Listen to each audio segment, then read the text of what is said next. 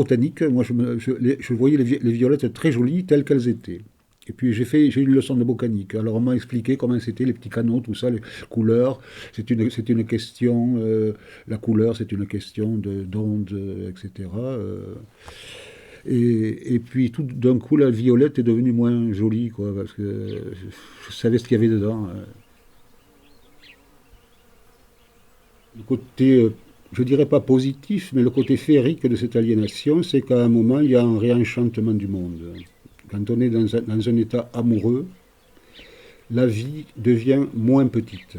Et ça, c'est une litote assez éloquente quand même. La vie devenant moins petite, ça dit peu, mais ça exprime beaucoup. C'était l'été. C'était tellement lumineux et naïf et c'était incroyable. On passait de trop bons moments. Lui, il était beau comme tout. On apprenait à se connaître. C'était trop beau. Et on écoutait beaucoup les chansons de Gaël Faye à ce moment-là. Je crois que c'est le sentiment d'amour le plus doux, mais genre infiniment doux que j'ai pu ressentir, quoi. Et j'y repense souvent à ce moment-là. Alors je pense que je vais lancer un sujet qui, parmi nous trois, va évoquer beaucoup de choses. C'est la façon dont tu as exprimé l'amour avec tes parents et vice-versa. Comment est-ce qu'elle s'est exprimée dans tes relations en général, amoureuses, amicales, etc.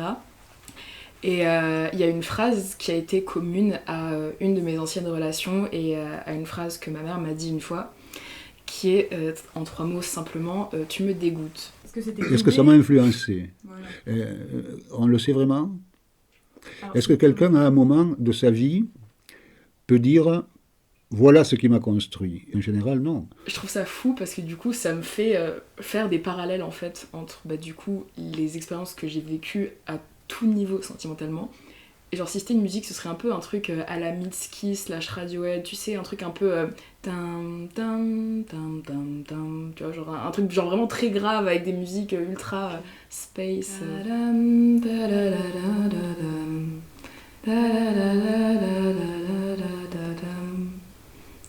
tam, tam, tam, tam. Tam, tam, tam, tam, tam.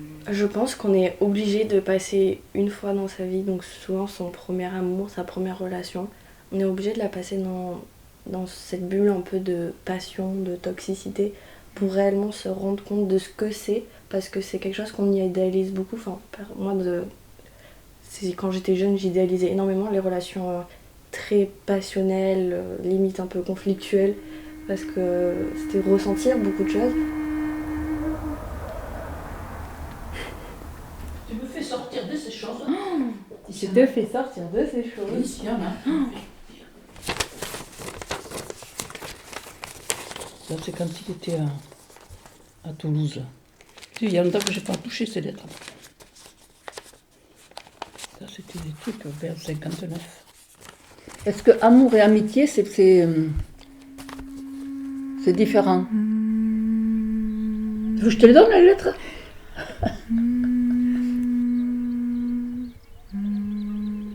Tu sais que c'est un sentiment qui n'est pas exclusif à une relation, parce que l'amour, vraiment on a tendance à le séparer. Il y a le couple pour lequel l'amour est réservé, et puis après il y a l'amitié pour lequel l'amitié est réservée, machin et tout.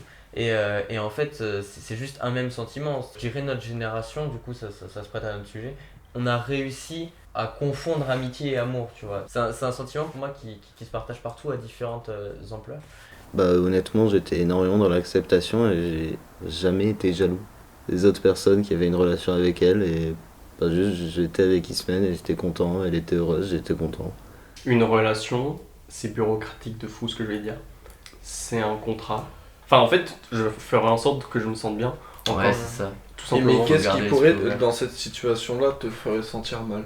C'est l'idée de jalousie, c'est très compliqué. Oui, voilà, c'est la ça. jalousie. Et c'est une manière d'identifier ses besoins aussi, parce que c'est parce que tu fais face à tout ça que tu identifies ce dont tu as besoin, déjà au niveau émotionnel et au niveau relationnel. Toujours l'adaptation, toujours s'adapter. Dans n'importe quelle situation de sa vie, il faut s'adapter. Ding.